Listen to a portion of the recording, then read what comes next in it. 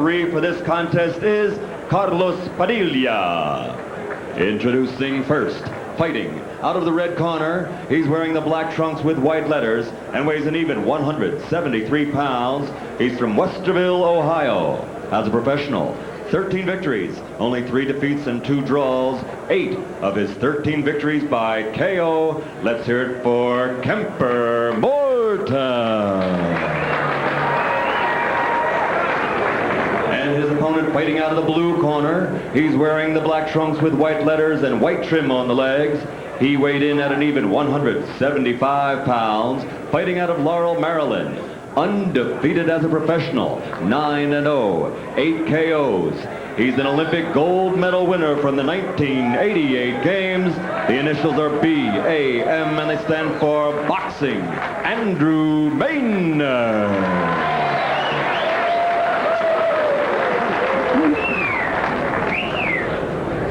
Okay, you were already given instructions in your respective dressing room. Don't choose any kinds of foul. Any question? No. Seconds, come out, fighters. So we go into the corner of Andrew Maynard, and Maynard is going to have to be a little bit more serious, I would think, about the activities tonight. The last time he was a little bit lackadaisical early in the fight, and he got a pretty good test. He ended up winning a decision against Mike DeVito on the undercard of Leonard Duran, and it wasn't a great performance by him.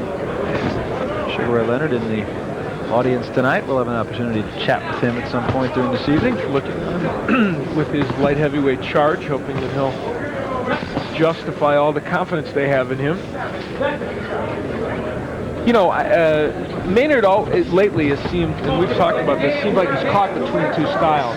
He's really essentially a banger in the ring, and yet they want him to be more mobile and box a little more. It's almost like he's caught in between. Kemper Morton took note of that today. He said to me, he said, you know, I think that he's trying to learn a different style, and I think it hurts him.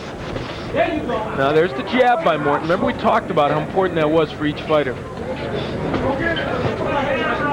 I think this is a good test for Andrew Maynard. At some point, you just got to step up.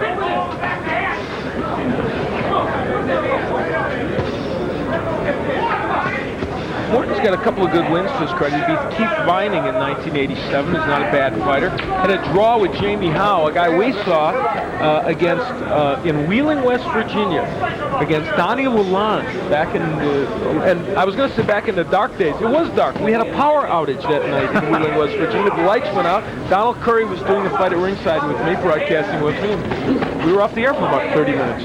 When the lights went out in Wheeling. It sounds like a song title. Yeah. Good work on the inside by Maynard. I'm just prepping for the 10th anniversary when we can tell all these tales. That's right. Maynard having a very good first round. Yeah. Nice right hand there. He's really starting to tee off on Morton, who is really being more of a stationary target. See, now he's got Morton coming at him. I don't think Morton really wants to do that because he likes to counterpunch more.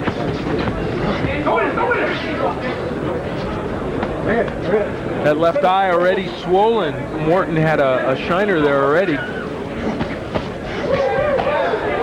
5 punches, all got there. 6, 7 punches. See, Morton fighting the wrong strategic fight. He wants to be standing straight up and jabbing and boxing Maynard, not standing on the inside tasting his power.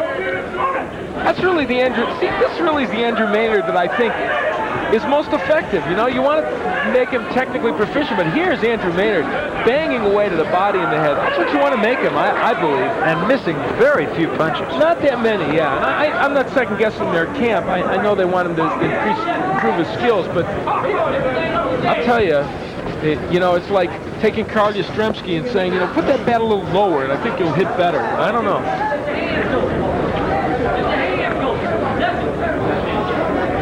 Well, an excellent first round for Andrew Maynard, who has been able to do just about anything he set out to do and kept Kemper Morton virtually at bay. Could better demonstrate that first round. There's the uppercut to the body, left hook to the body, and then he finishes with a nice left hook to the head.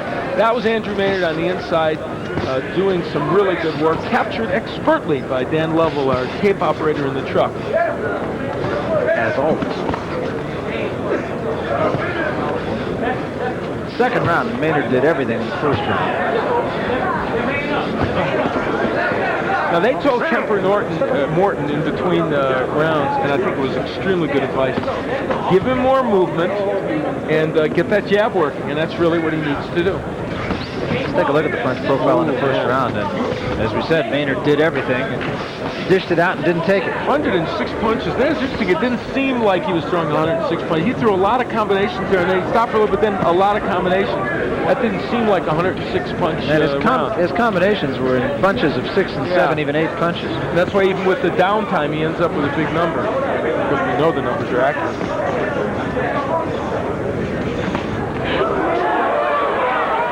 It was a good shot by Morton, his best shot of the fight. Kemper Morton does not really want to be in there doing this. He lands a good uppercut, but that's not where he'd be most effective against Maynard. Maynard's trying to get him to come to him, which is a good strategy.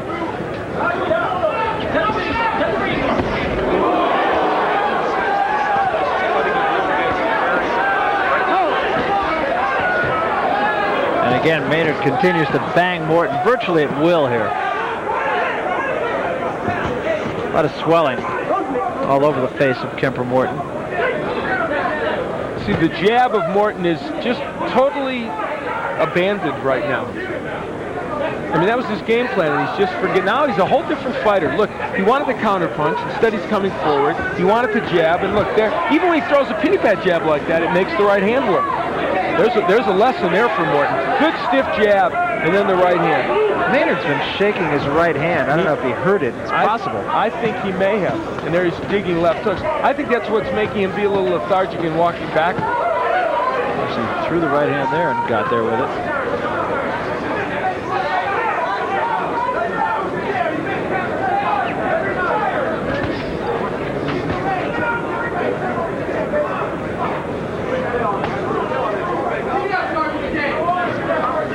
Maynard fighting the second round on his heels pretty much, and again you see him shake that right hand. It's bothering him. I'll tell you what, Morton should be able to land that jab. Those hands are so low by Andrew Maynard. Morton isn't even trying to throw that punch. When he does, it gets there.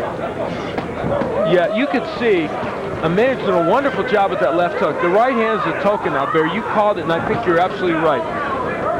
Something's wrong with Andrew Maynard's right hand. Oh, yeah. Definitely. You can see it right there.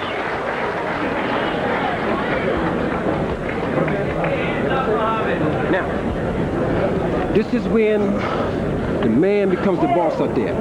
You go back this board with your left jab, put hooks to the body, move around with your elbows and stuff.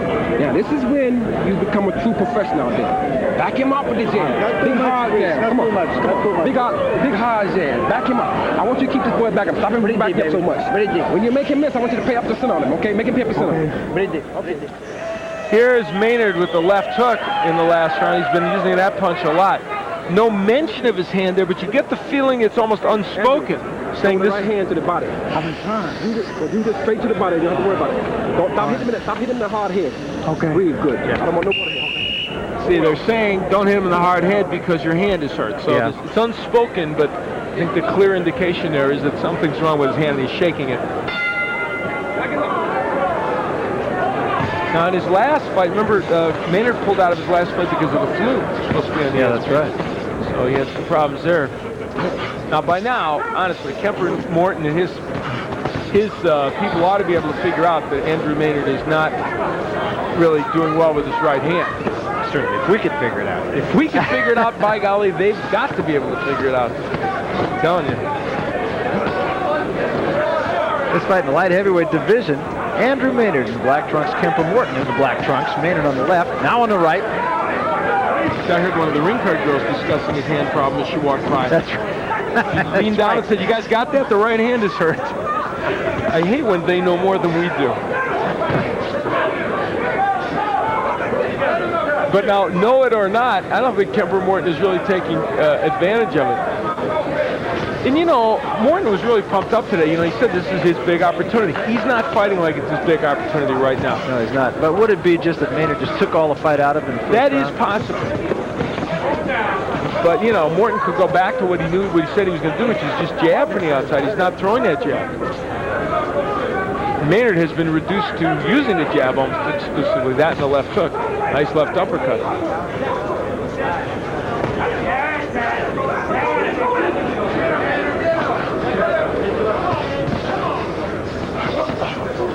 miss with that right hand.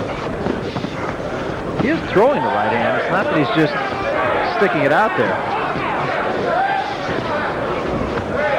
Although that one, he had a shot at him with the right hand, and he really pity-patted it. Yeah, I mean, I think he can throw it occasionally really well. His left hook, though, is landing with good power and authority. Look at that strong jab by Morton. When he throws that punch, it gets there. Then he needs to follow it with the right hand. But they're giving him some good movement on the ropes. Andrew Maynard, a guy who is just a good athlete, and interestingly enough, you don't often find that in boxing. Not always, no. Usually well-conditioned, but not always good all-around athletes, yeah. Both landed huge left hooks in there, and tremendous cut around the left eye now of Morton. Yeah, very bad cut. Very bad cut. And that could bring this fight to a premature end. It is the type of cut where blood will get in the eye. You know, Morton landed a super left hook. Oh, big right by Maynard. Morton's hurt. Yeah, he is hurt now. That right got him.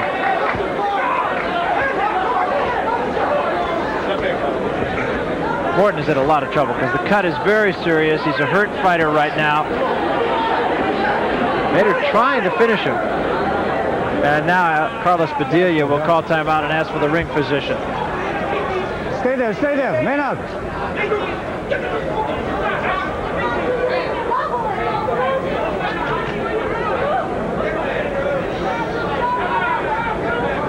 Stop it. It's just going to get worse there. Yeah. So okay, no. Okay. It's over. I think that's well stopped. As you can see, that's a pretty nasty cut. And in a bad spot. Right over the eye, and as you said, blood could get into the eye. So Andrew Maynard, a TKO victory. It'll be interesting to find out what the story on his right hand is. And we'll have a chance to ask him about that. He's certainly Maynard happy to see this fight end if, in fact, his right hand is bothering him, because he didn't need to continue to throw it and injure it worse, perhaps. See a right hand here. Here's Maynard that's the one you talked about. Had a perfect shot at him and just kind of cuffed him with it, because then once he was in motion, he was afraid he was going to hit him on the top of the head, and he said, uh-oh, I better not. And so he didn't follow through. Maynard threw 138 punches in round 3, the punch profile tells us. And you can see him looking at the hand. I'm almost sure that Maynard has had problems with that hand before. And it may just be a chronic thing. Vince Phillips suffers from the same type of thing. I know Maynard's had a lot of trouble with his ankles. Yes, he has. That's my trainer, the brain trust of his and Sugar Ray Leonard, talking to him from outside the ring. All right, let's get to Michael Buffer. We'll get the official decision. Ladies and gentlemen, referee Carlos Padilla, acting on the advice of Dr. Wish Game, stops the bout at 2 minutes 59 seconds of the third round. The winner by TKO, his record now 10-0, 9 KOs. Boxing, Andrew. From the fight you just saw between Kemper Morton and Andrew Maynard, Maynard winning it as they stop the fight on cuts in the third round. And as you can see, Maynard averaging well over. What you want to know, we will find out, believe me. And Andrew, Barry was just talking about the fact that obviously your hand was hurt. You hit him on the top of the head, right, and it hurt you? Yeah, when Peppy told me, oh, 2 jabs in the right hand. So I went through the motion, and just as I threw the right hand, he ducked just a little and hit him right at the top of the forehead. And I said, Lord. I mean, all of a sudden, just a shockwave went down my whole right side. Did it go numb? It went numb. Yeah. And then Peppy said, throw it again. So I tried it, and I just couldn't get no feeling. So I just said, I'm going to move. And that's what I did. I moved. And you started using the left hook and the left jab almost exclusively, and it worked for you. Yes, it did. You know, he was expecting me to be a good right-hand bomber. So, like I said, I added just a little bit more to my arsenal. I came with the left hook after the jab, to the body, to the head. Peppy, Andrew is a boxer who is kind of in between styles in a way. You're trying to incorporate additional things into him, so he's not just a bomber. How's his progress coming in that area? Andrew's right on schedule, to be honest with you. I'm going to tell you something. This guy in the gym was looking awesome. I mean, he was moving, sliding, getting underneath for punches, and getting some good shots off. You know, I'm going to tell you something. You've seen a hell of a fight out there had it not been for the fact he hurt that right hand, because he could have got him out there differently. Andrew, I'm completely satisfied with this kid. Come a long ways. Come a long way. He's not that bomber, that banger who stand there and get hit no more. Okay, well, but still got the power, though. You showed that with your left hand today. Well, thank you very much. The key was, the fact was, when he did hurt the right hand, he had the patience to go with the jab, the left hooks, and put the right hands to the soft spots in the body. And this is what we've been working on. This kid is like a sponge. Everything I give him, he absorbs. All right, well, that's a good way to describe it. Congratulations, good win. Thank you very much. All right, Andrew Maynard, well, he wasn't a sponge tonight because Kemper Morton absorbed. Let's bring you up to date on our